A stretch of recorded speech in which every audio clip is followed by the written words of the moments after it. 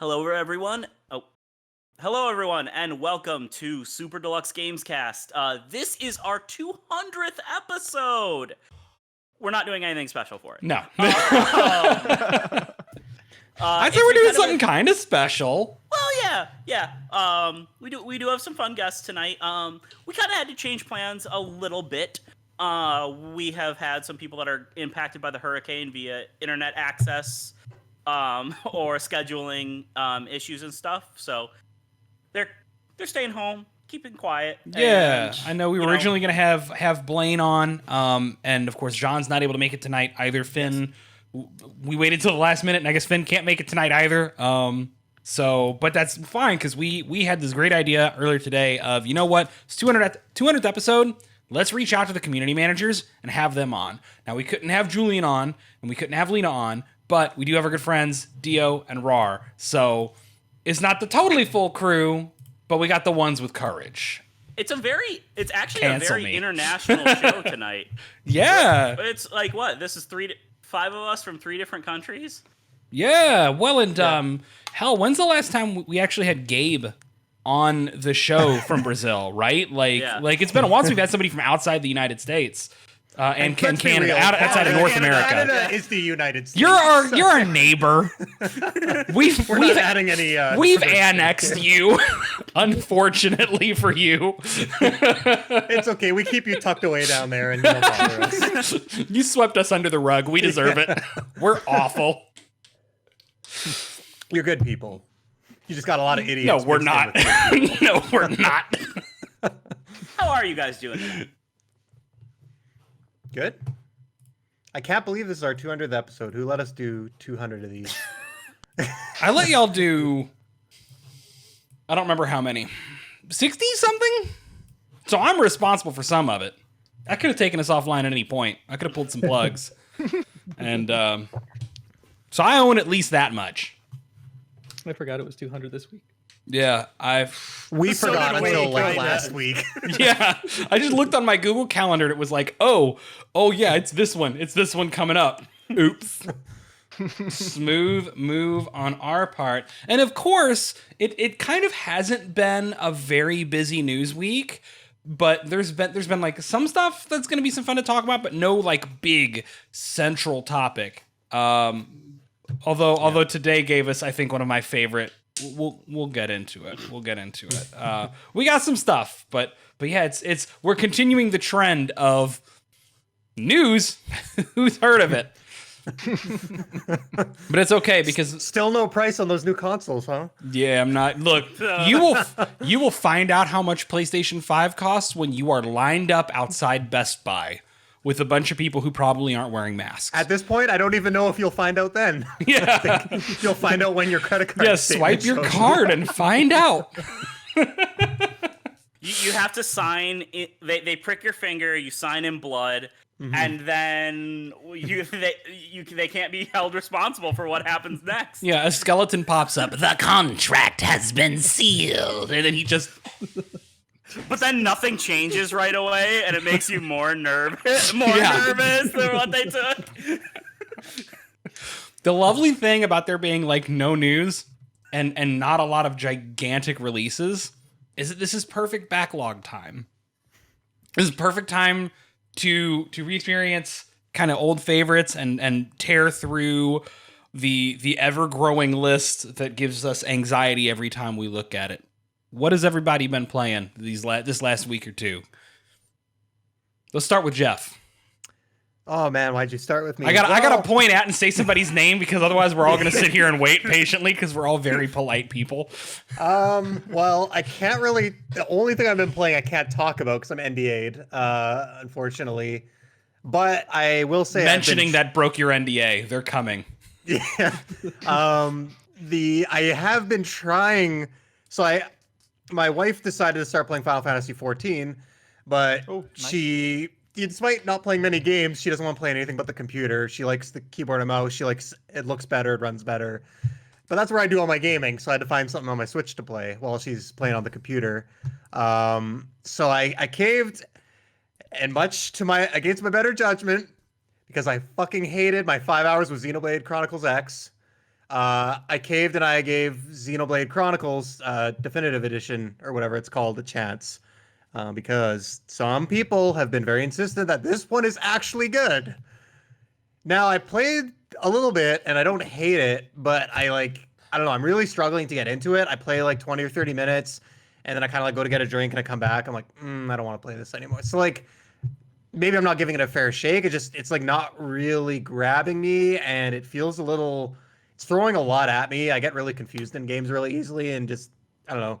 It doesn't just give me like one thing at a time. I'll like see a cutscene and then there'll be like 5 things pop up. It's like you can do this, you can do this. This is here. I'm like, okay, and I'm too lazy to go through all the tutorials and menus and like actually do my own like self-teach myself. I want games to hold my hand and walk me through it. I don't want them to give me a book and tell me to read pages 1 through 50 and then play more of the game. So it's pretty cool. Like I'm kind of the setup. I didn't realize it takes place on like the back of a giant robot basically, which is really fucking cool.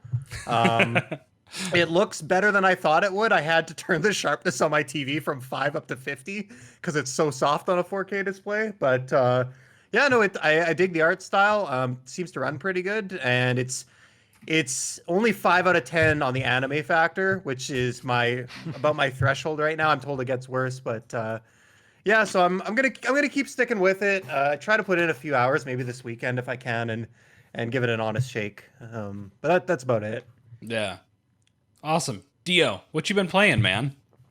So, since the 16th, I have been playing a lot of Death Stranding again. Ooh. Like, I finished the PS4 version like 2 days before it launched on PC. Then when the port got launched, I was, oh no, I need to play it again at 6 FPS.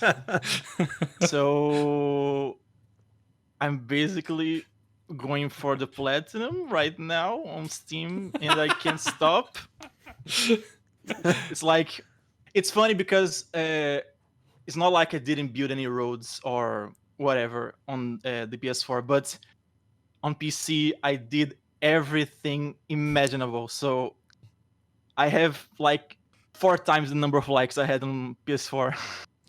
And it's great. I mean, I fucking love Death Stranding. I don't know. Yeah. You and Justin's got you in good company there, because Justin, you like deeply loved your time with it, didn't you? I really enjoyed it, but I didn't do like all of the side deliveries and stuff. Like I'm kind of hoping they do like a PS5 update with like, you know, higher frame rate and stuff in for the PS5 after that hits, and then I'll go back Like- to it then. Like, when to they- be clear, Yeah. I'm not doing that. I'm not doing all side quests. That's too much. Well, no, not all of them, but like do more of them and stuff. So Yeah. Hey, Dio, did you get hit with any of the crashes? Because that's why I stopped playing. Is my Yeah, game was a lot. crashing? A Oh, lot. really? Like, It's still doing it? when I'm generally it happens when I'm booting up the game, so it boots rather quickly, so it doesn't really matter to me. Yeah. But I also experienced it when When I got to the Because- lake area, that's in episode 3. That's where it got bad for me. Yeah, same.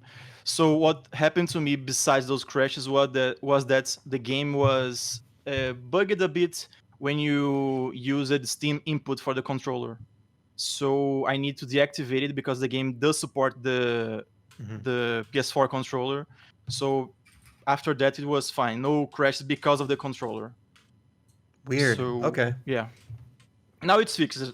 Like now I'm using the Wii U Pro controller, the Switch Pro controller. To play Death Stranding, that's awesome. Yeah.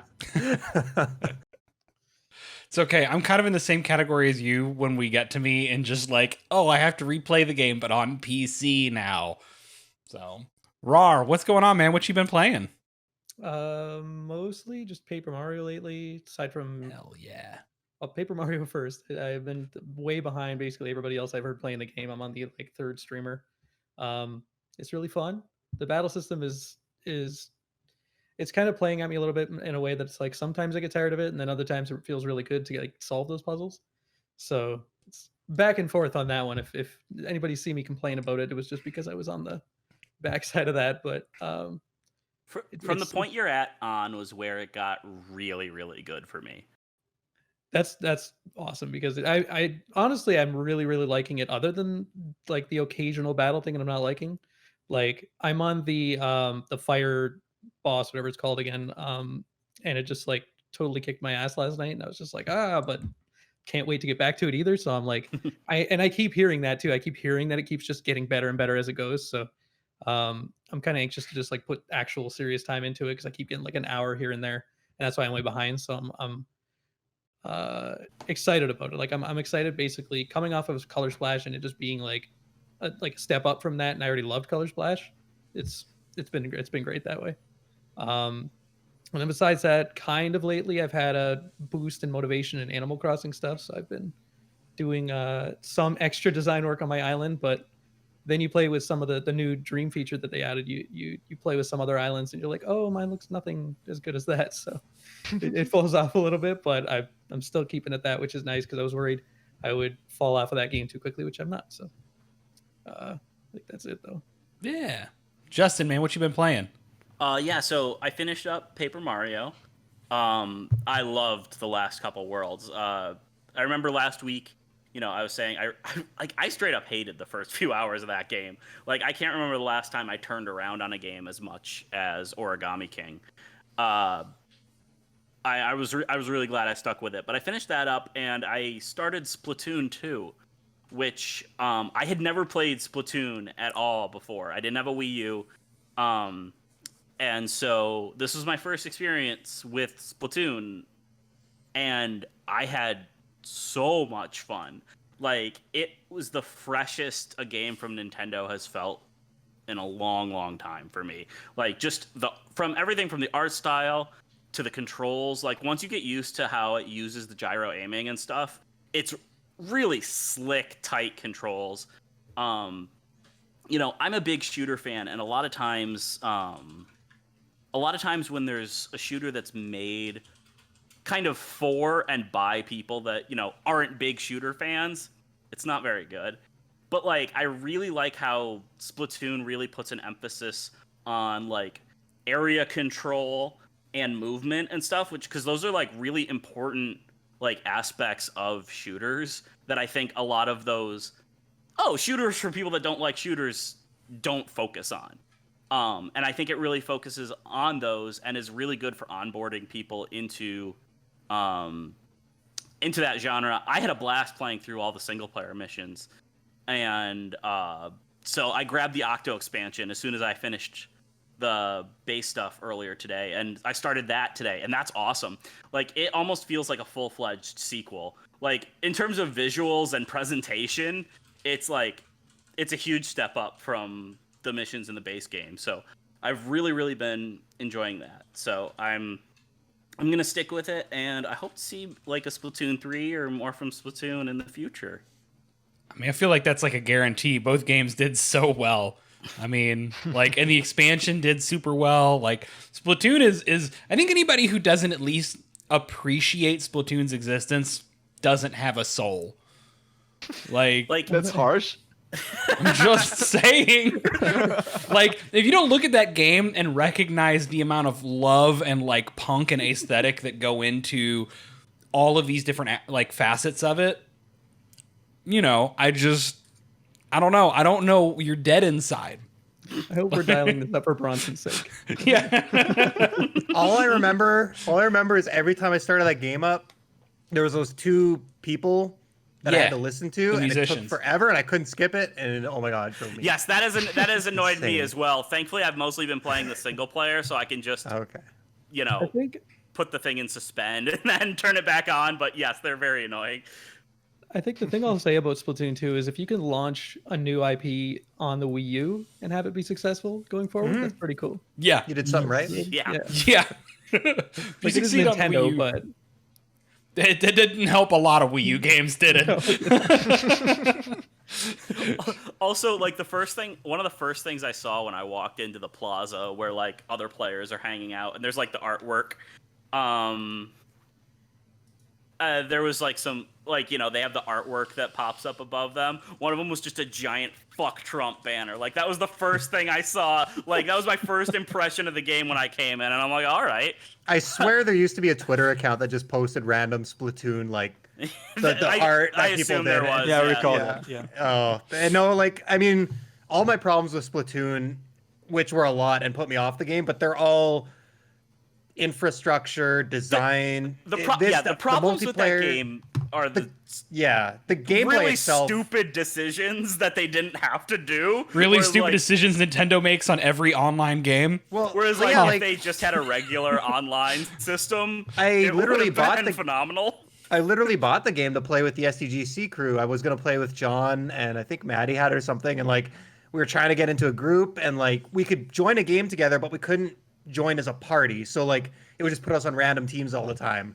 And then we found out that like you had to like reach a certain level to play ranked or something, where then you could. And I'm like, why? Why? I just. And like each mode only has like 2 maps available at a time or something. It's Yeah, weird. a lot of it was it's based on a schedule or time or something like that. But the It's gameplay super itself bizarre. is like you said, it's fresh. I've never played anything like it, and it was really enjoyable. Yeah.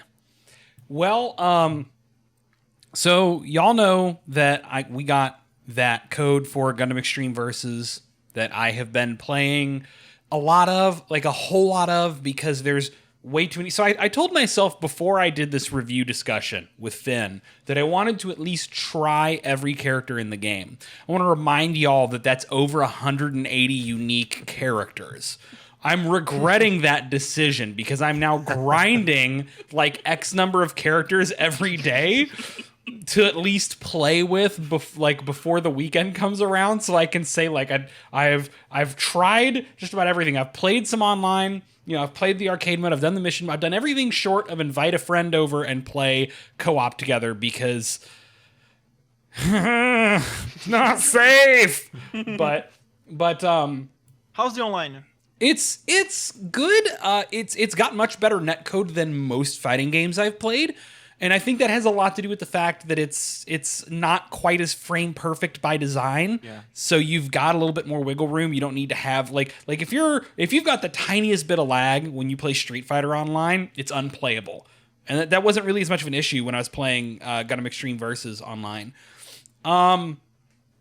I will say that it's a big part of, since it's a 2-on-2 game, it's a little weird when you can't pick and like synergize your character choices with your teammate, because I'm going online and I'm saying, well, I'm going to play as the Double Zeta Gundam, and then I get paired up with somebody whose suit may not actually mesh well with the Double Zeta Gundam. So, you know, and you can't really communicate as well unless you're on the voice chat, which nobody I ran into was, and I'm happy for, because I fucking hate voice chat with randos.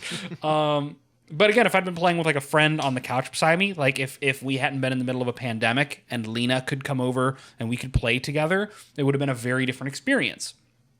But I'm having a good time with it. It is resurging my love of Gundam quite a bit. And I woke up this morning with a thought. Madman that I am. I have not been able to play, and I have I've shit posted incessantly about wanting to play Dynasty Warriors Gundam 3 for years. My PS3 is broken.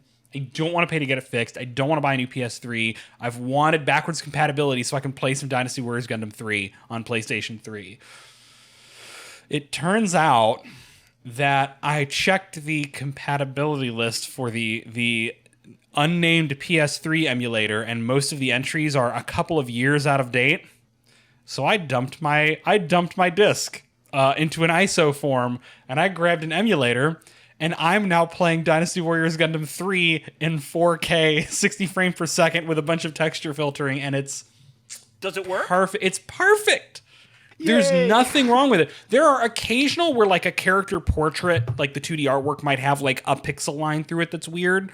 That may just have to do with some scaling issues, but It's that. yeah, the game runs perfectly. There's no hiccups anywhere. It runs better than it did on my PS3 at higher resolutions and frame rates. Like, it's just better. Is PS3 emulation that good now, or is it just this Yeah. specific game that's really No, good? Yeah, no, It's a getting really- there. It's getting it's- there. It's very iffy. It's game by game, but it's getting a lot better. It seems like a lot more stuff is actually feasible. So I mean, if you've got some PS3 games you want to replay, like, give it a shot doing it that way. I would love to replay Resistance 3. Yeah, I've got a couple other. Oh my god, Resistance 3.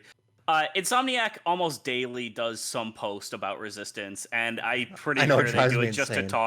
to taunt me in particular. Yeah, But yeah. yeah, like, no, I'm shocked at how good everything I've heard about this PS3 emulator are. It's like, basically, if the game works, it works well Yeah. at this point. If it doesn't, it just shits the bed. Yeah. Has anyone tried playing like a Bethesda game on the PS3 emulator? I would. Did they Why would still- I do that instead of just playing the don't hate PC myself. version? Yeah. just like you just see like a black hole form in that building, and Hey. just like the entire everything just gets Jeff, sucked in. I'm a Switch, not a full-on masochist. All right, like, so I mean, I've got a couple other things lined up that I want to try. I've got a couple of the Ratchet games that I've picked up and I'm waiting to get in so I can dump them because I'd like to do that. Since everybody's super excited about Ratchet and Clank and I haven't played them at all.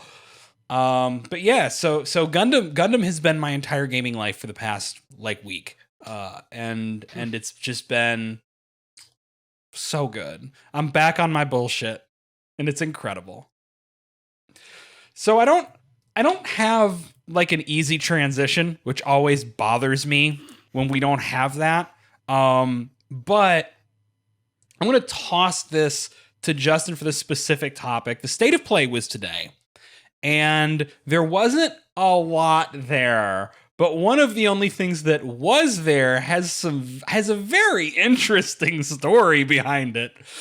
Yeah, Justin, why don't you start at the beginning about Aeon Must Die? Okay, so during today's state of play, they showed one game that it looked pretty cool, pretty promising. It was a like 2D beat 'em up with a really cool art style called Aeon Must Die. It's being published by Focus Home Interactive, and it's developed by Limestone Studios. Okay, I'm glad. I was about to look up the names because I was like, Yeah. I don't remember any of this shit.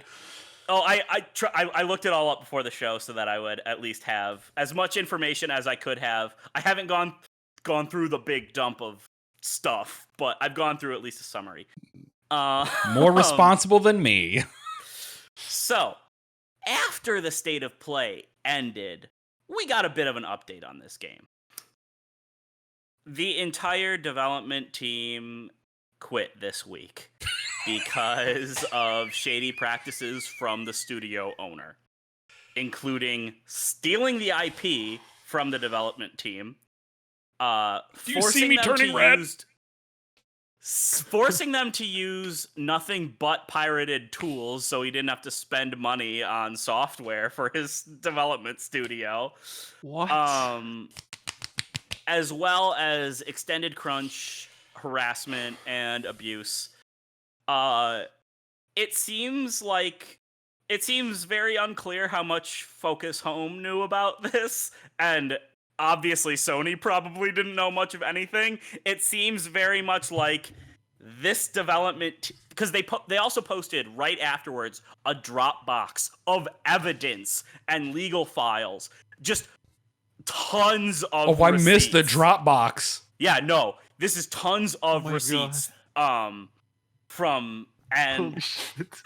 like they basically, instead of, because I was shocked, I'm like, how hadn't we heard about this yet? Like, this seems like something like Jason Schreier or Patrick Klepek would have reported on earlier if this had already happened.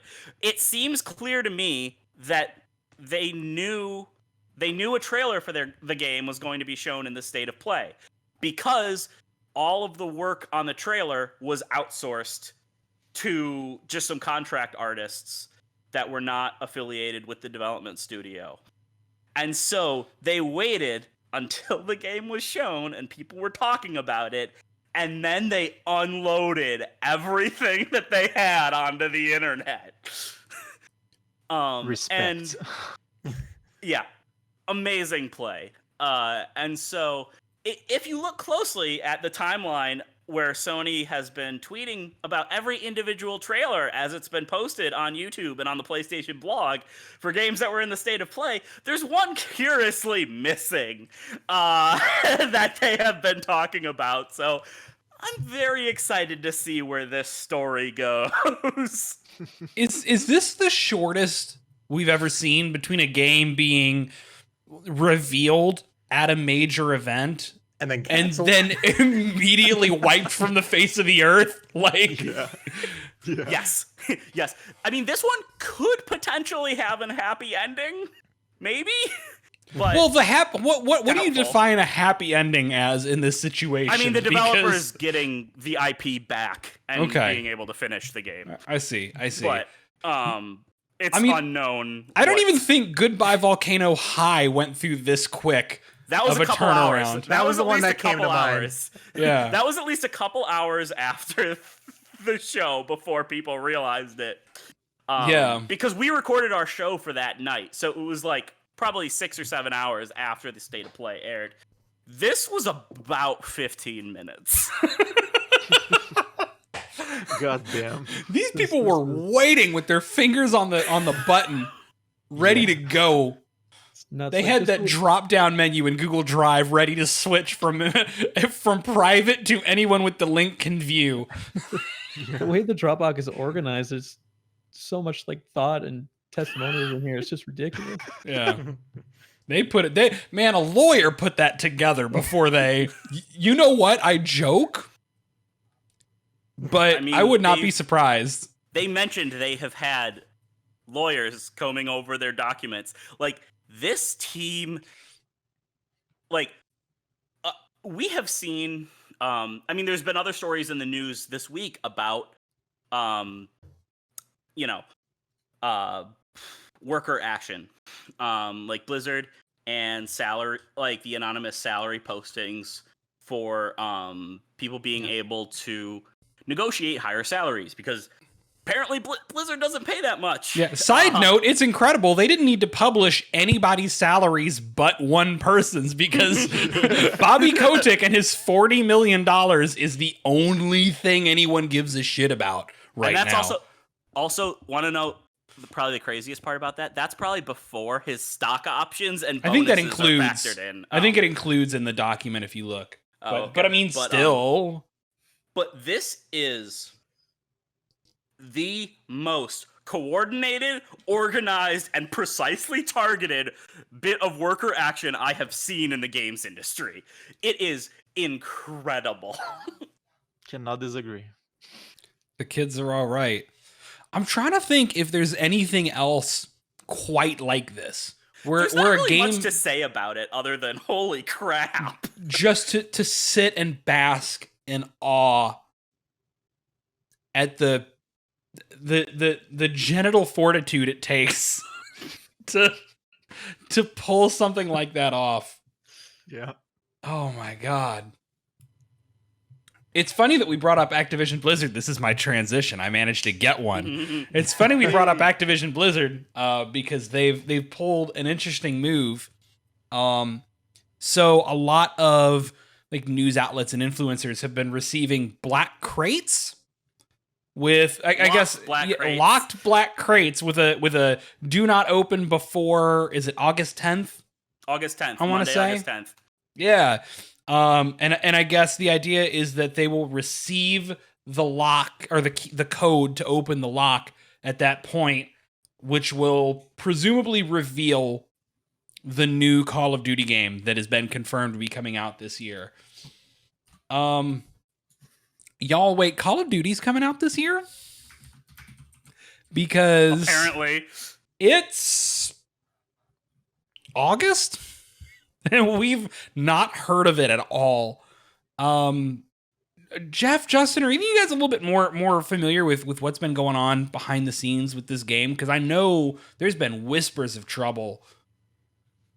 I mean, I can do a summation, but I've kind of been doing all these things. Is anybody else familiar with it, or should I just take it? I haven't heard anything. All I heard was that there might not be a COD this year. I didn't even Okay, know who the. So yeah. it started a while ago. Basically, end of last year was when we started to hear about this. So basically, Activision had Call of Duty with 3 main studios. They have several support studios, but there were 3 main studios: Infinity Ward, Sledgehammer, and Treyarch. And each one would get 3 years to develop a game that would allow them to release the game annually and give it a full development cycle. However, it became clear at the end of last year, we found out that Sledgehammer was no longer helming the next Call of Duty, and that Treyarch would be taking over. I think the Sledgehammer CODs are the only ones I like. Yeah, because that's what they did. Advanced Warfare, Advanced Warfare, and World War II, which were both great. Yeah, I liked those ones. I don't like many Call of Duty games, and I've played all of them now. But except for Black Ops 4, haven't played that one. I'm not fucking going to, and you can't make me. But I like those two. I just remembered, is Advanced Warfare the one with Kevin Spacey? Yes. Yeah. Oh, that's but you do drop him off of a burning building. Yeah, he's at least a villain, so. All right. So that was kind of the first warning flag, because that means that now Treyarch would have to be taking over a game that wasn't working, reworking it to try to get something to release, and they would have to be releasing a game with a lot less development time. Basically, Treyarch would only be a little over a year on this project instead of a project they had been working on for 3 years. Wait, hang on. So that was wouldn't it be 2?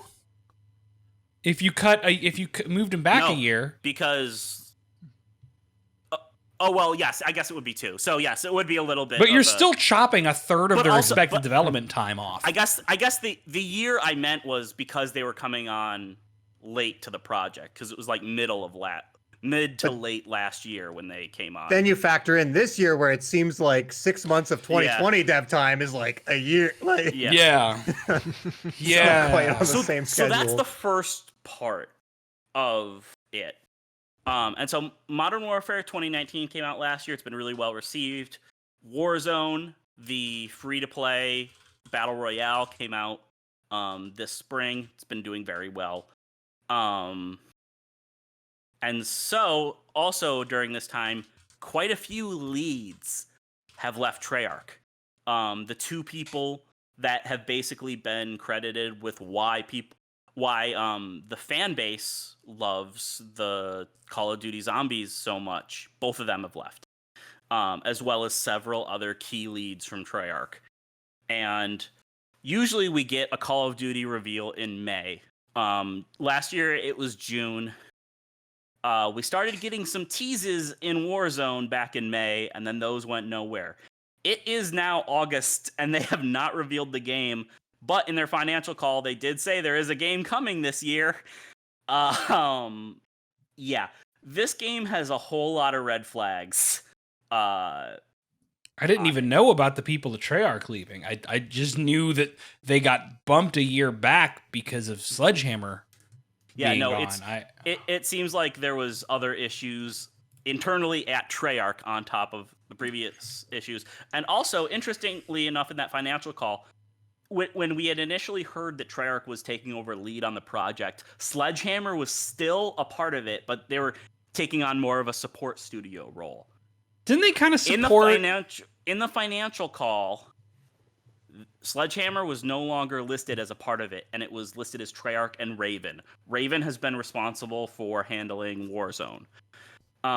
So, again, that's another bit of weirdness. There's a big story behind the scenes for what's going on with this year's Call of Duty. It's gonna be another good Jason Schreier piece when all's said and done. What is everyone's relationship with the Call of Duty franchise? Because I only recently, in the last year, bothered to play any of them, and I marathoned all of them to tell myself, so I could say that I played them and I could have an informed opinion on this franchise. My experience is I played the first Modern Warfare around the time it came out and enjoyed the campaign. It was 5 hours, and I tried the multiplayer in one of the games, and my experience with the multiplayer in Call of Duty is I just die a lot. I don't know where I get shot from. I never actually see the person who killed me. It's from up there or behind me, or someone threw a knife across the map and it hit me. Like I couldn't stay alive for more than 30 seconds, so I gave up on that quickly. So I played the campaigns. I played Ghosts because I was desperate for something to play on PS4. It was awful. Advanced Warfare was good. Infinite Warfare was pretty good. And I think that's it. Oh, and I did buy Black Ops 3 and played an hour of that. Oh no. And You the had fact, good judgment. the fact that you point, you And I ended the haven't sentence touched a there. COD game since. So Yeah. What does that say? yeah. I have not enjoyed the Treyarch developed. I think I liked World at War to some degree. Like out of all the early ones, I kind of like World at War the most. But yeah, they like the Black Ops games. and that game's like 12 years old. Increasingly did not do it for me. Is the Rar, way I have would you- put it. Have you ever played a COD game, Rar? So I have. Most recently, I think I played World War II because it came with my PS4 Pro. I had made it probably halfway through that campaign. Other than that, no. My experience was a lot of the same as what you were describing, Jeff, where it was like I think Call of Duty, Modern Warfare, maybe one or two, where even just in local multiplayer, I get decimated that way. And if you ever try online, it's the same thing. So It feels like Uh, it feels arcadey, which you'd expect it to give you some leniency and like ability to fight back, but it's like a one-shot kill practically. yeah, no, I don't know. Like, what do I got to do differently to get these one-shot kills? Because, like you said, it just comes out of nowhere and you're dead, and that's like, all right, I'm gonna. I did probably play hear something else. the good thing about World War II. I think someone on the show might have talked about was I don't know if you got to the mission where you have to go undercover. Yeah, I talked about Yeah, it because I yeah. played Yeah, it. yeah, that was really cool. Like to have a mission that wasn't about shooty bangs, and was kind of more like memorize the details. And World War II tried some shit. The last couple Call of Duty games that aren't called Black Ops have tried some good shit. So yeah, but I don't know. I'm not trustful. Is that a word? It doesn't matter. I made it up. I don't trust Treyarch at the best of times with Call of Duty. And hearing that they've lost their support, lost several key members, and have a year less to bring the game out is like, this is gonna be rough. And how much do you want to bet somebody doesn't just take a crowbar to one of those crates? Yeah, Before- someone's gonna do it. But I mean, for me, like I've actually played Modern Warfare 2019 quite a bit.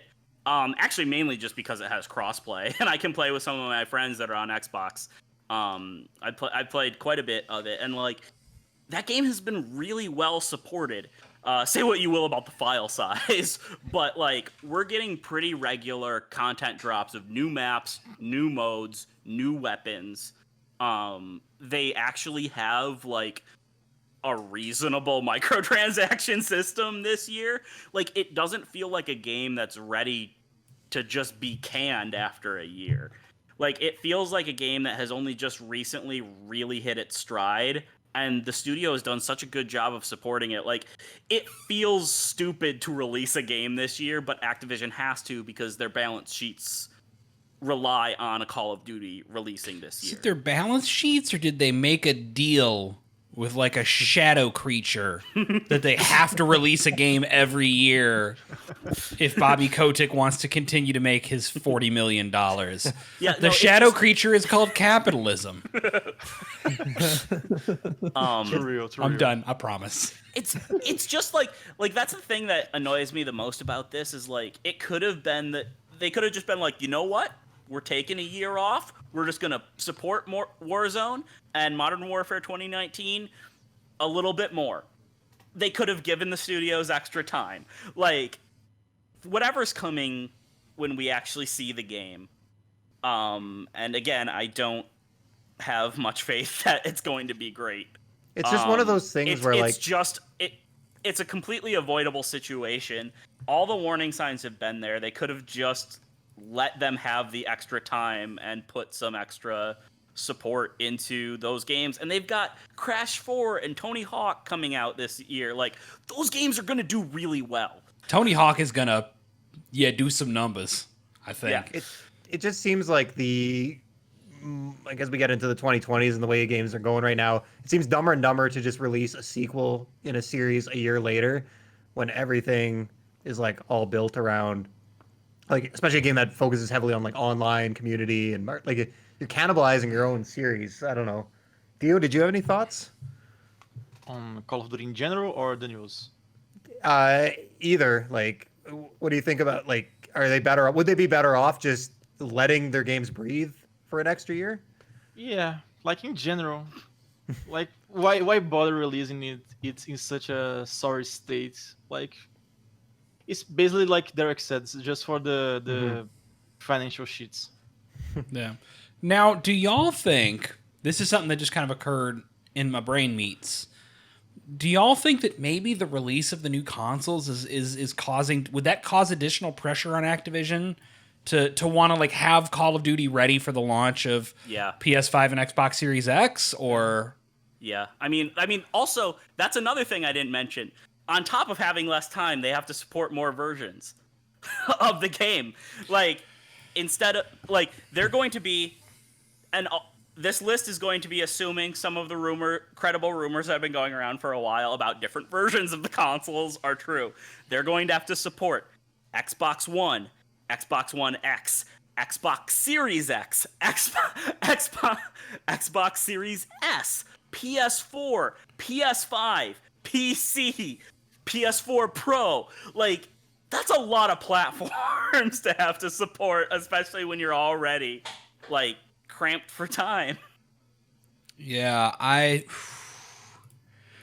mean, it feels like the obvious thing is, even if you gave it like 6 months and bumped it into late spring, you know, it'd be something. But so I was working at Best Buy, a dark chapter in my life, when the PlayStation 4 and the Xbox One came out, and I can definitely attest to it being real that people getting new consoles are so hungry to play anything that they just pick up the Call of Duty game that they also could have bought on their existing system.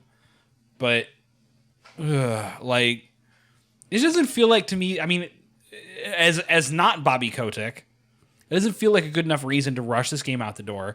I think we're going to hear horror stories about crunch inside Treyarch. I'd be surprised if we didn't.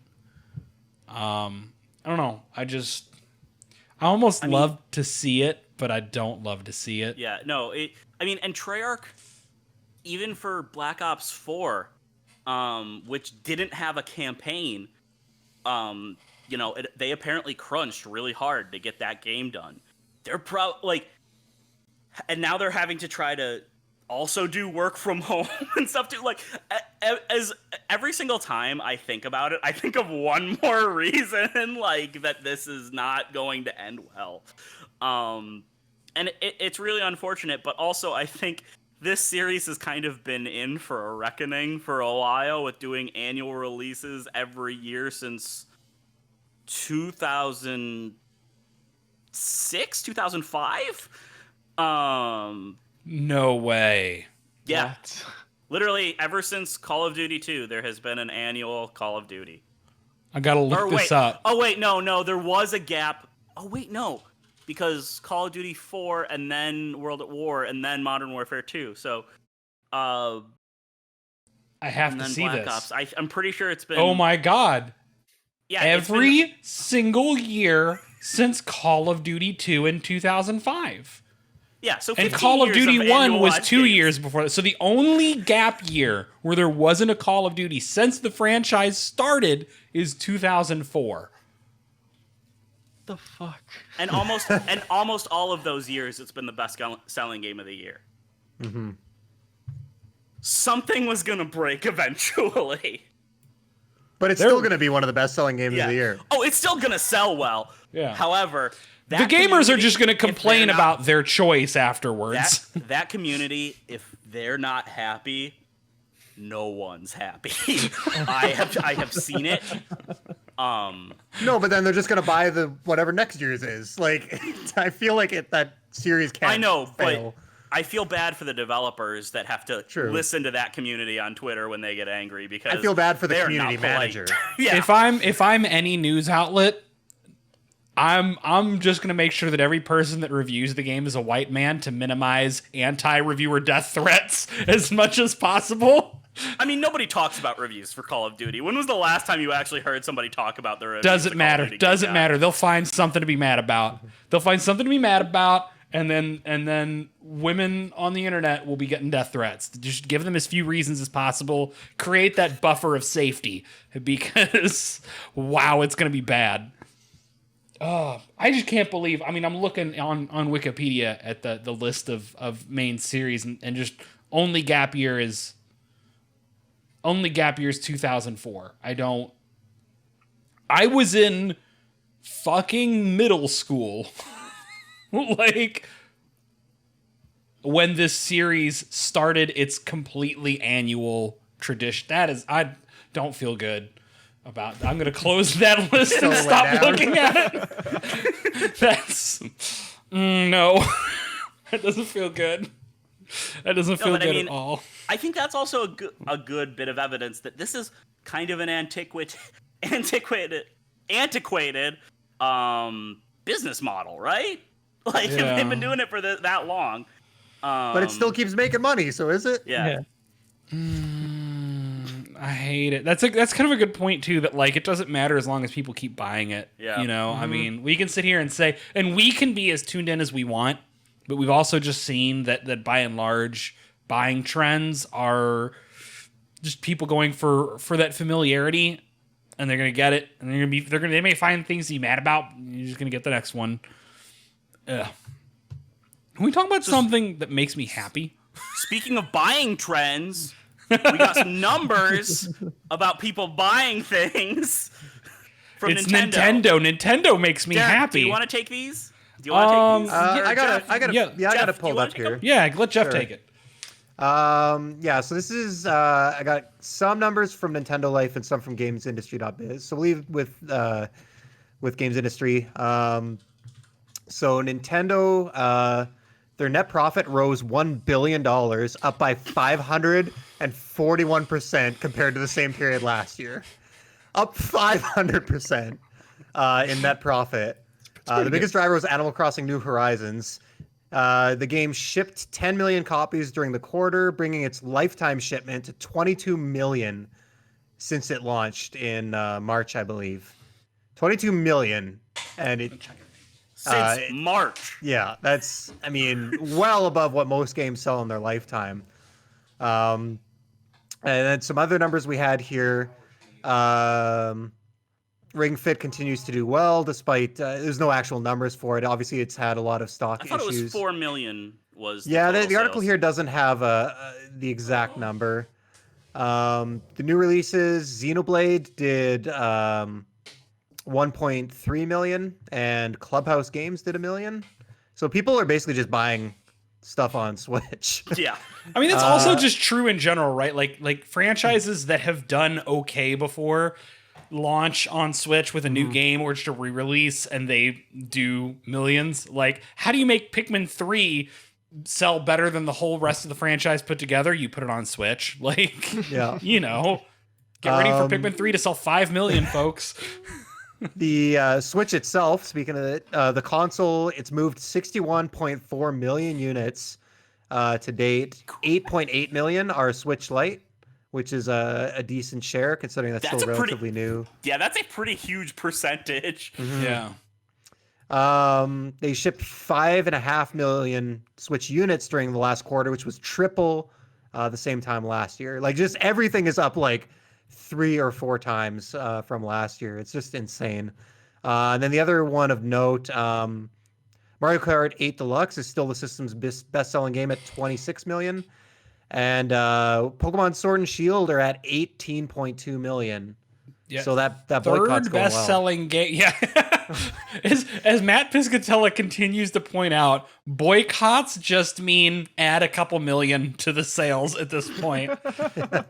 Yeah. Speaking of Matt Piscatella, to deliver a very Matt Piscatella take on these numbers as well, remember that the Nintendo Switch hardware is sold out like globally at this point, which means that those numbers are basically locked and limited to the supply that Nintendo had available. And they could theoretically have done more had they had more available. Now we can't prove how much more, but but Nintendo did that well while dealing with supply restraints that could not meet demand. There was also a stat I saw that like it was it was something like 54% of all brand new Switches sold in the quarter were used to play Animal Crossing. Yeah. That I game- just, when I disappeared, I just went and checked, like, with Martha, who, this is her first Animal Crossing game. She picked it up on a whim because she wanted things to play on her Switch while she's locked in the house. Like 450 hours.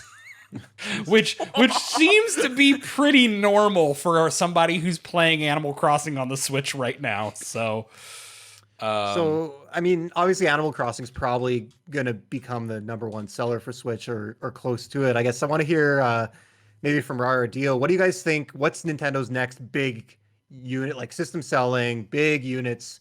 What's the next big game that they're going to have? It's an honest question because I don't really know what they have in the pipeline aside from a few. Well, that's kind of the that's flip a whole side. conversation on its own right now. Like, what is Nintendo doing? But do we want to maybe bring up? Do one of y'all want to maybe explain what happened with the Pikmin 3 announcement first to put things in perspective? If either of you really knows, you mean like what? I thought they just put out a trailer with the digital listings. You mean basically? Yeah. That it's not coming out till like, what is it, October? I want to say October 30th. Yeah. October 30th for a remaster of Pikmin 3. Yeah. Okay. And it just was kind of announced out of the blue. It seemed like it was like slid in just before the investor talks.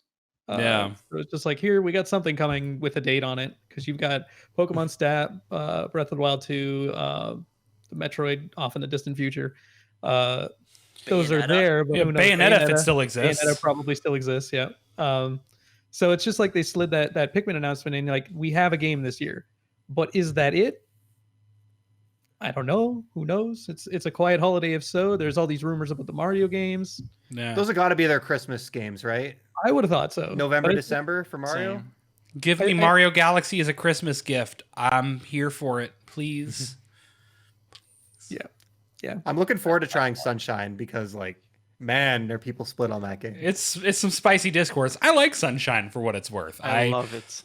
As somebody who owns several Hawaiian shirts, it should be no surprise that I'm deeply in love with Derek. the entire aesthetic of Mario Sunshine. Yeah. So Sunshine is a good game that has some rough spots, but it's fun.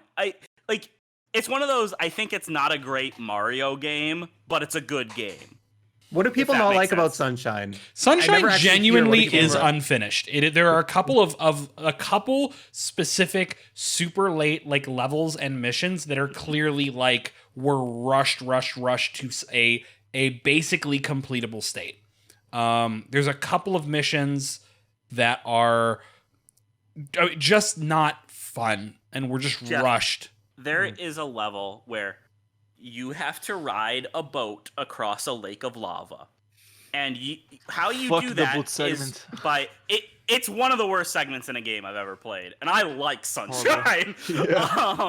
You have to spray your water in the opposite direction that you want to go and steer it. And there's like obstacles everywhere. And if this thing so much as touches something, it sinks and you die.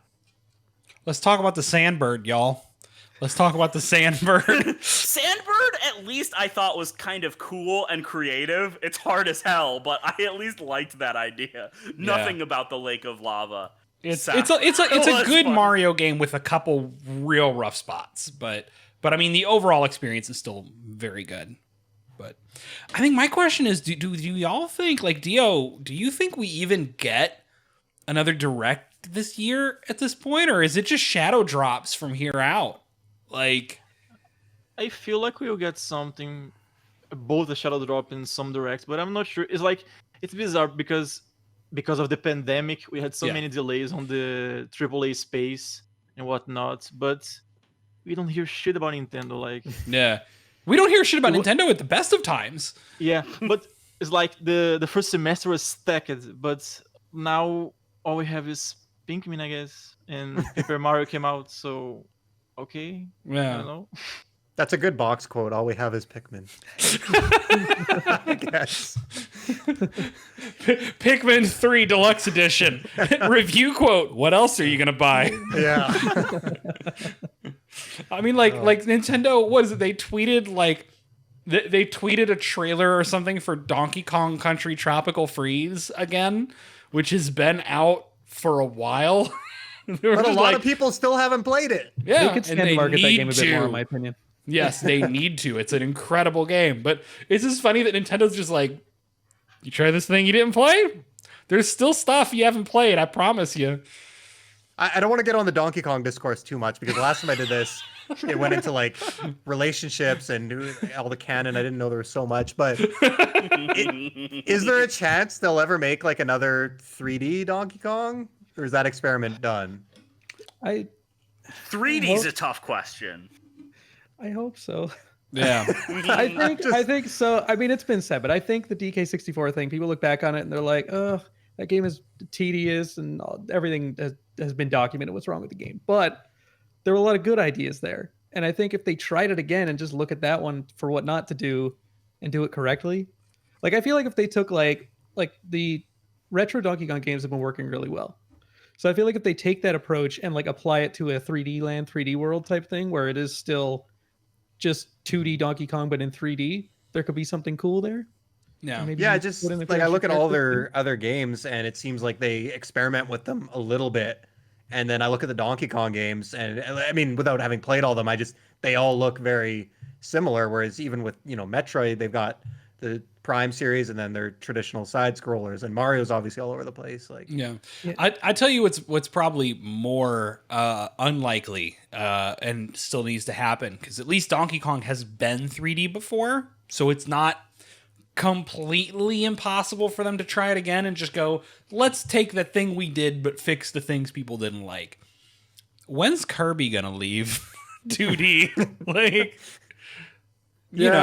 I mean, Kirby, they're willing to keep Kirby side scrollers till the end of time, it feels like. But you can just never predict with Nintendo. I mean, these motherfuckers are the kings and queens of shit out the blue that you just don't see coming. I mean, I've learned not even to believe the most trusted leaks at this point. I don't know what's going to happen. I just realized we just spent like 10 minutes talking about Nintendo. We didn't mention Pokemon Snap. That's this year, isn't it? No. Maybe? No, Not this year. No, not this year. It's No, no, no. completely undated. Yeah. Oh, okay. So sorry. I It's saw a trailer announced- for it and I assumed it was coming soon. It's announced. People assumed it's probably this fall because they usually have something Pokemon related in the fall. Yeah. Like, it wasn't just a title screen. It like No. actually had some- yeah. That it was announced. I think they just don't know what's going to be ready and what isn't, and are trying. I mean, they could also be trying to plan around the next gen console launch that Microsoft and Sony won't tell us about. Yeah. As well. I think it's worth pointing out that like it's something that's very hard for Nintendo fans, I say this as one, to come to terms with, is like Nintendo is not immune to the shit going on with COVID, and this has hit.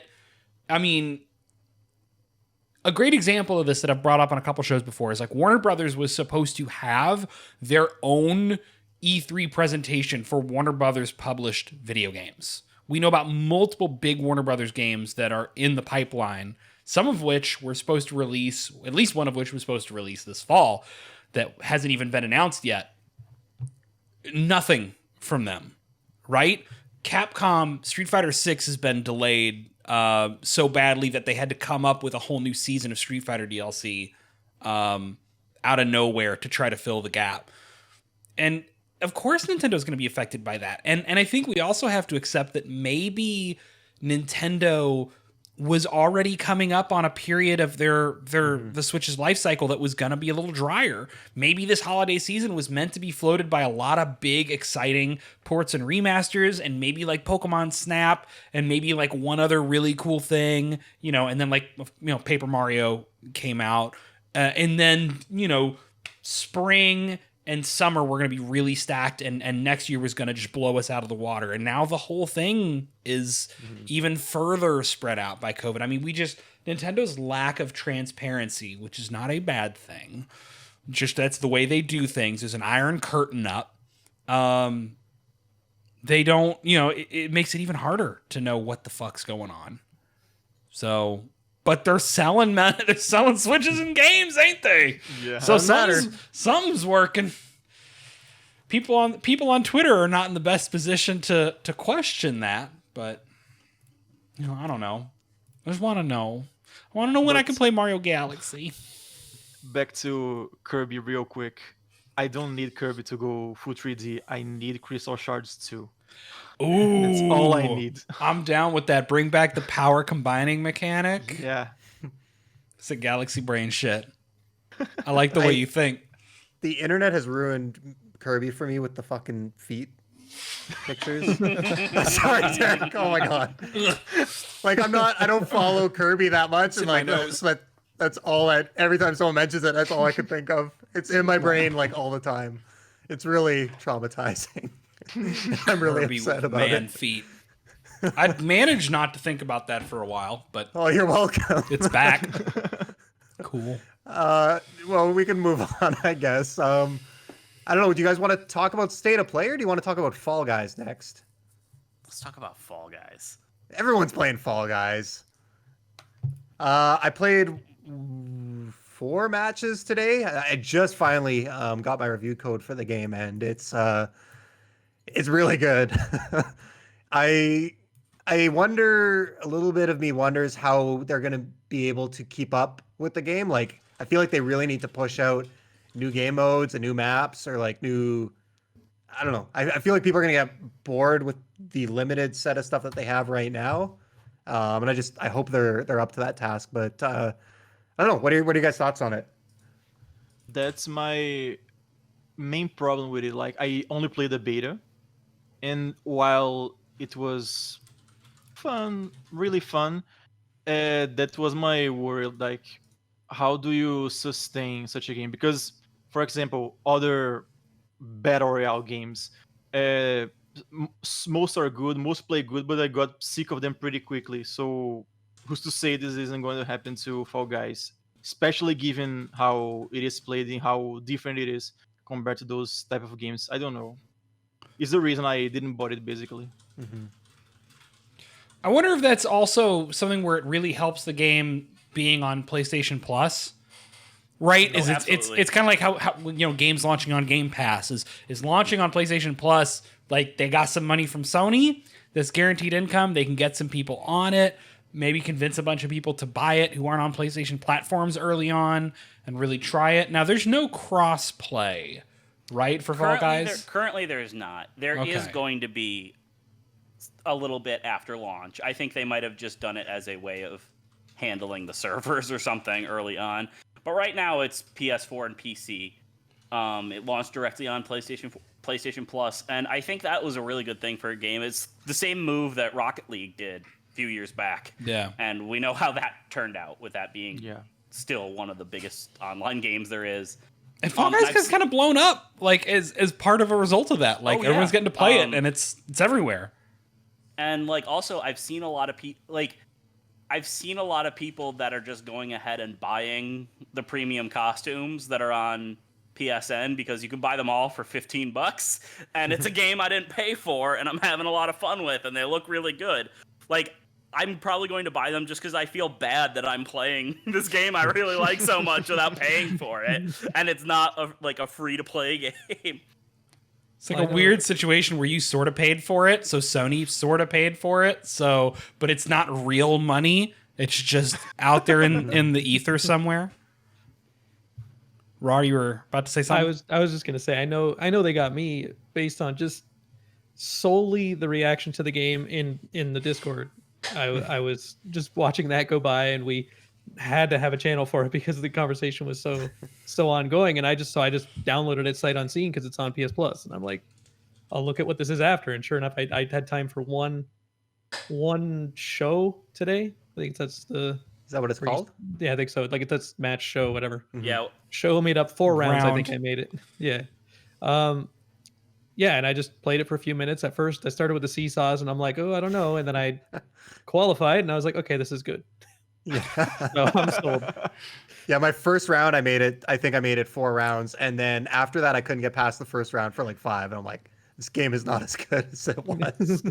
But We'll see. no, like I was saying, like the thing I noticed is like I was playing very quickly the same games over and over again. And I worry that some people are going to get really, really good at these and figure out ways to kind of game them. And there's going to be some sort of divide. It's not going to be an even playing field at some point. Like you're going to have people that play the game all the time, and then the casual people coming in. And I don't know. Maybe I'm See, here's the thing. And this is actually the thing I think is kind of so brilliant about the design of that game is like there's just enough random bullshit and like physics unpredictability True. and stuff that I really don't think there can be a huge divide. Like obviously if you played the games a few times, especially like the obstacle course ones, you know, you'll get a little bit used to those, but still some of them have just like disappearing floors and oh, that's not a real door and somebody could just grab you And pull that you stuff's down and stuff like- randomized, right? In each like it's not Yeah, the same spot Yeah. every time. Yeah. And that's why I know everyone's been complaining about it, but that's why I like the team That's games. why it's fun, yeah. Oh wait, Like- the team games, oh. Yeah, because again, like it like doesn't matter how fucking good you are at the game. It's just the balance of the universe has to be restored, and that's what the team games are. You'll win some and you'll lose some. Like I don't know, I'm just having a real blast with it. Like it's one of those games that like they hit the perfect balance of just making you want to try again and you want to win, but like I also don't get mad when I lose most of the time. Like Yeah. it's funny to lose. Mhm. And I think that's kind of one of the most brilliant things about it, especially if you're in a group of people and you're all just kind of talking and joking around and stuff, seeing who makes to the finish line, who doesn't. So how does it work? I haven't played with anyone yet. How does it work when you like group up with people? Does it just put you in the same match basically? yeah, or- it makes sure you're all in the same match, and it tries. I think it's supposed to. A couple times we've had issues with it, but like for the team games, it puts you all on the same team that are still okay. surviving. So, but you know, by the end, you know, there could just be one person left trying to get to the end. Mhm. I have not played Fall Guys yet. I have a chronic fear of playing video games online. I don't. The only video game I've played online to any regularity is for a while I would play Overwatch, but only random heroes mode. That's it. So I don't know. Maybe Fall Guys will get me if there's a lot of randomness in it, and it's very much kind of hard to get mad about. I don't get mad at video games because I got bigger problems than video games. But I don't like people around me getting mad at video games. It was a very hard thing for me to deal with when I was in the fighting game community. So if this is a game where I can go in and it's just chaos and whoever comes out the other side is the lucky winner and you don't feel like That's somebody's exactly cursing your name. What Fall Guys? You know what? It reminds me a lot of Mario Party with everything you described, which is hilarious because that game didn't ship with like you couldn't play with people online, and I think this like you were saying, Eric, like you don't get mad and the randomness and stuff like that. I think this is like the perfect fit for that, and yeah, it's actually just kind of a shocker that Nintendo didn't. I don't know. That's just such a wasted opportunity. Yeah. Nintendo wasting an opportunity for online play? Surely On you brand. jest. Yeah, I will say that Mario Party is the one game where I do take a slightly different approach. I do want you to be cursing my name by the end of a Mario Party game. I aim to induce salt. I channel the spirit of Bronson when I play Mario Party. So, but yeah, I mean that's a one-off, and that's dangerous because the people are in the room with me. I don't know what it is. If you're in a room with me, I want you to hate me. But if you're online, I'm really worried about what you're gonna think about my username. So I don't know. I guess I'll have to try it out. I don't have a work schedule that lets me play like the group nights with SDGC right now. Right now, that may be changing, but I'll have to try it. I think you're selling me on it, and I got PlayStation Plus, so it's not a hard sell. It's a $0 sell. It's like a 7.5 gig download. That's several hours on PlayStation Network. Doesn't matter how good your internet is. Yeah, I'm glad you guys are having so much fun. I'm glad that the Discord has been having so much fun with that. I keep checking in the Discord and seeing like 6 people in the general voice chat, and I can immediately tell what's going on. So I think Yeah. there's so much. It feels like there's so much gloom and doom in the games industry all the time. Like regardless of whether I end up loving this game or not, I think it's just nice to see a success story once in a while. I mean, you this know, is like kind of from- like we did with Rocket League. Although Yeah. I feel, From a small indie team and published by Devolver, and Yeah. like they had 1.5 million players on day one. That's huge. And like it's just had good word of mouth. Like, and I think I'm almost kind of glad there isn't like an overwhelming amount of content, because it doesn't feel like you need to keep playing to keep like up to date or to practice or something. Like I can jump in and out as a friend could just be like, "Hey, want to play some Fall Guys?" and I can just jump right back in and have a good time with it. Whether it's, tomorrow or, months down the line or something, which I think is really cool. you don't and want them to add different beans with unique abilities, and you got to choose your bean team composition. And yeah, like I've talked about this before, but like so many multiplayer games these days are just so serious business, and you like have to focus on one and play for hours a day if you want to. Like and for me, as somebody that's not great at competitive multiplayer games, but I do enjoy them, it eventually is just work. And I've fallen off a lot of games that I really loved because of that. And a lot of times also like streamers and the competitive scene it dictates patches more than the more casual fans. And with like Rainbow Six Siege, they redid all my favorite maps to make them more competitive, and then they were just less fun. And stuff. Whereas Fall Guys is like everybody, like whether they're hardcore into multiplayer stuff or even, very casual players, like the game uses a control stick and 3 buttons. You have a jump, you have a dive, and you have a grab. That's it.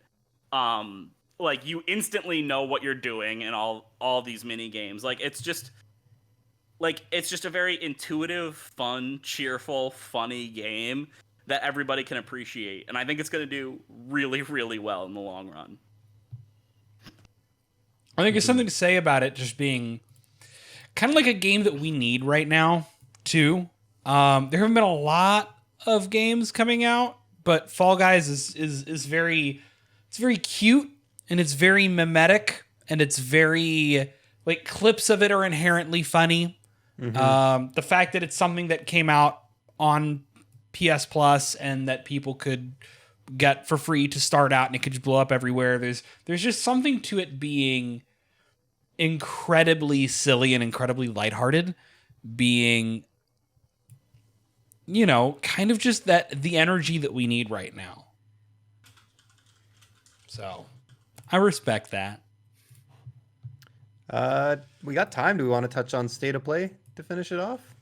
God, what did they even announce at State of Play that was like newsable other than the Aeon Must Die there's stuff? 10 minutes of Godfall. I heard it was 10 hours. I mean, I actually thought it was like a decent showcase of like a lot of indie games and stuff, but nothing that left like a huge impression, except for the AWE expansion for Control, which launches in a couple weeks, and I am so goddamn excited. It's launching for the 1-year anniversary of Control. I loved Control. It was my game of the year last year. Control was really good. The AWE expansion has been set up both by stuff in the main game and in the first DLC as being like a really big story expansion, like very relevant to the plot, not just, hey, here's more control. So I'm super, super excited to see where that goes. Control was a really good game that I slept on for too long, and I played it, and I bought the season pass knowing full well that I don't want to play the DLC until I get a new graphics card, because I'm really holding out for one of these NVIDIA 3000 series that are coming out in a couple months. But like, Control, if you have not seen footage of that game, everything maxed out, and I'm a big Alan Wake fan. I love Alan Wake. I've been singing that game's praises for years and years and years. So, I mean, just the fact that Alan Wake is real is kind of a big deal. Yeah, like, I don't know if you can tell. This is more so than just oh, Control's getting some cool DLC. Like, this is like an event for Remedy fans, which is really cool. And I don't think I've really seen that kind of excitement around an expansion before. Like, it's very different because of what I don't know what I'm allowed to say or not, because I guess it's spoilers for Control, but not like the main story kind of stuff. But like the whole connected universe of Remedy games aspect. The fact that Alan Wake really cool. takes place and Alan Wake's shit is explained by some of the stuff going on in Control, even though it's not a sequel to Alan Wake, is very cool. I didn't like Control as much as most people, but I will say, I feel like every year there's like a level or a part of a game that gets really hyped up, and then I always play it a year or two after that, and I'm like, oh, this happened to me with Titanfall 2. I was like, okay, it was good. That cause and effect was cool, right? But like the Ashtray Maze and Control, actually, for me, like I was like, okay, that was fucking awesome. Like, so I will give it that. No, it was a really cool game, and I wish I liked it as much as I like Alan Wake, because I really want to get that. I want to extract that Alan Wake goodness out of it, but I don't really have a desire to play more Control. I just got I found the combat a little tedious by the end, but yeah. No, it's good for Remedy. It seems like these games are doing well for them. So yeah, I'm excited. I just don't, I mean, I don't know what else. That State of Play was yet another, and thankfully Sony let us know in advance that this was not like a big PS5 event. They were very clear, and like it was a lot like that Nintendo like mini Nintendo did Direct not announcement. stop people from expecting F-Zero. True, but like it was very much where they're just like, yeah, I mean, we're showing some stuff. It's not the stuff that you've been expecting us to show and have begging us to show. But yeah. if there's nothing to talk about with the State of Play, if you guys don't mind, then maybe let's talk about something we actually care about. So we've spent a lot of the show talking about the lack of certainty on things releasing for the rest of the year.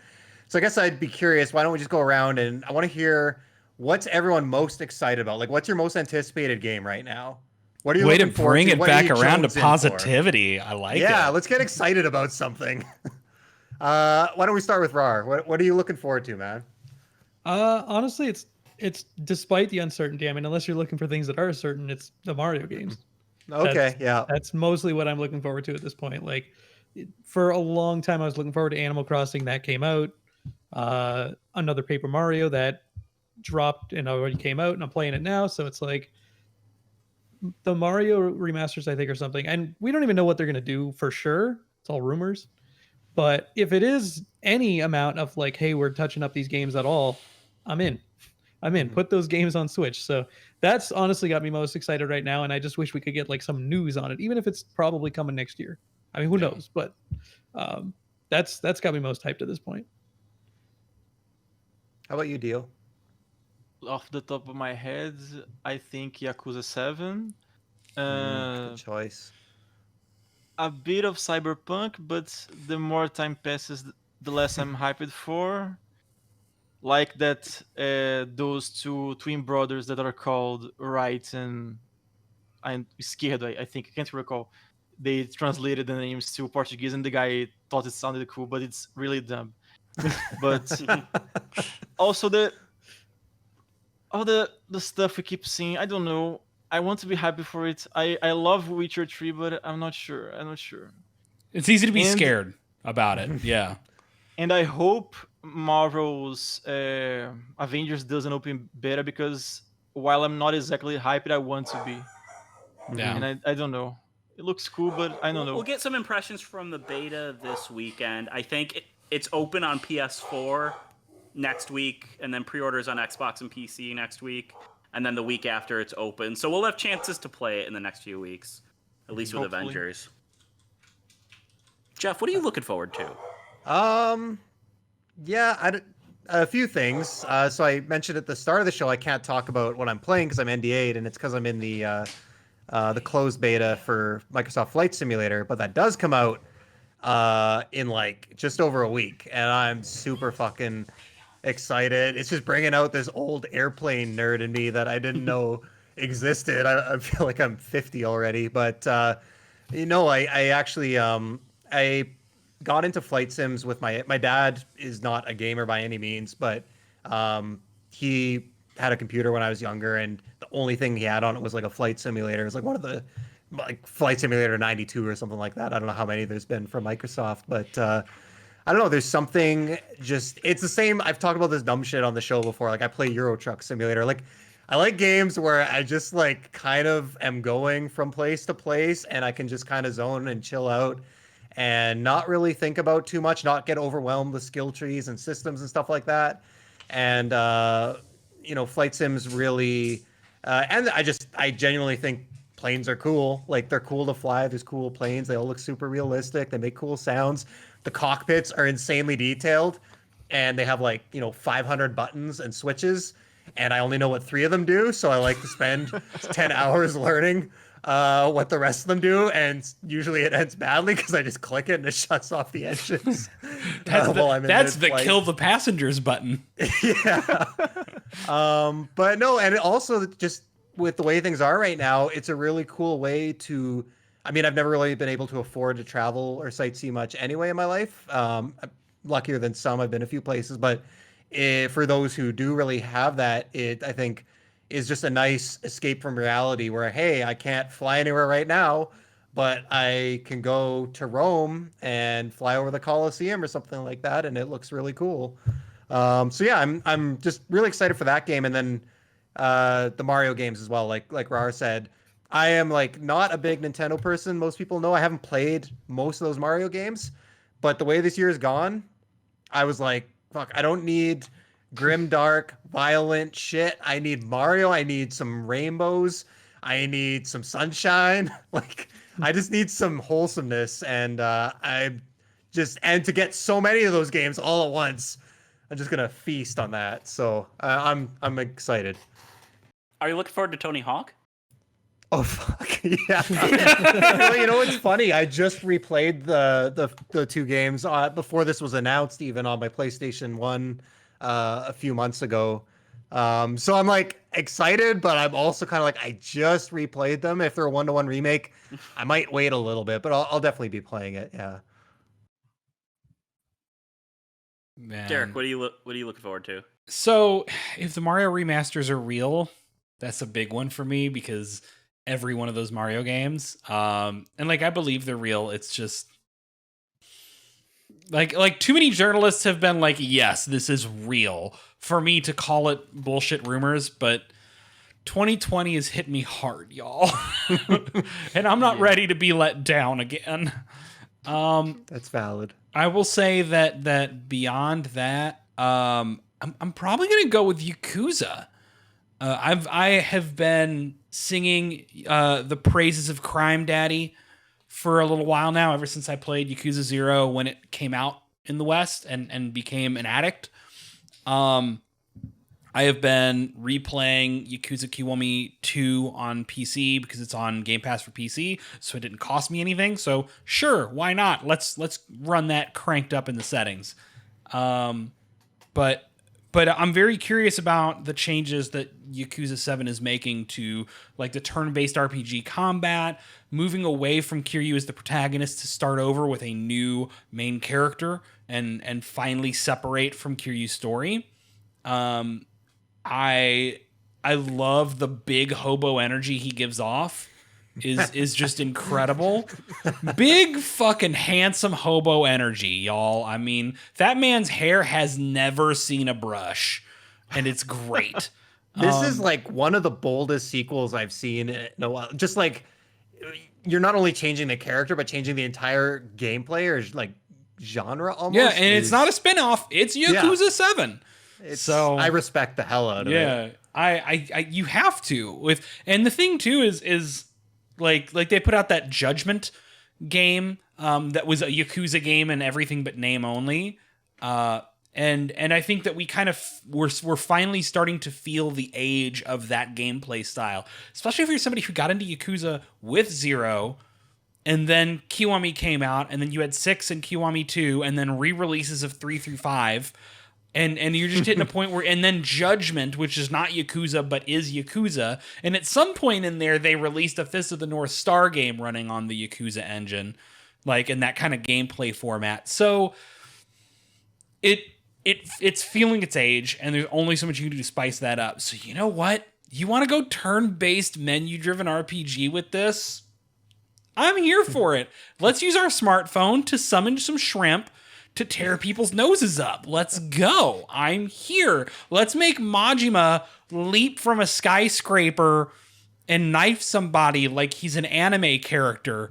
Like, sure, let's just get silly with it. So it's probably Yakuza 7, but I do reserve judgment for however that Mario Sunshine and Mario Galaxy remasters look, because I may or may not get teary-eyed, like literally every time I listen to a piece of iconic Mario music. So it may happen. I will cry at that trailer. I'll film myself crying at that trailer. I don't care. That's what got. That's what got. Justin, I think you're the only one left. Yeah, you're our last bud. So those Mario remasters, if they come out, I'm looking forward to those. Pokemon Snap, looking forward to that. But those are very big question marks. I think for stuff that we know is coming this year, I'm looking forward to the Beyond Light expansion for Destiny 2. It's finally doing a lot of stuff that I've been wanting them to do from the beginning, story-wise and presentation-wise, and I'm really excited about that.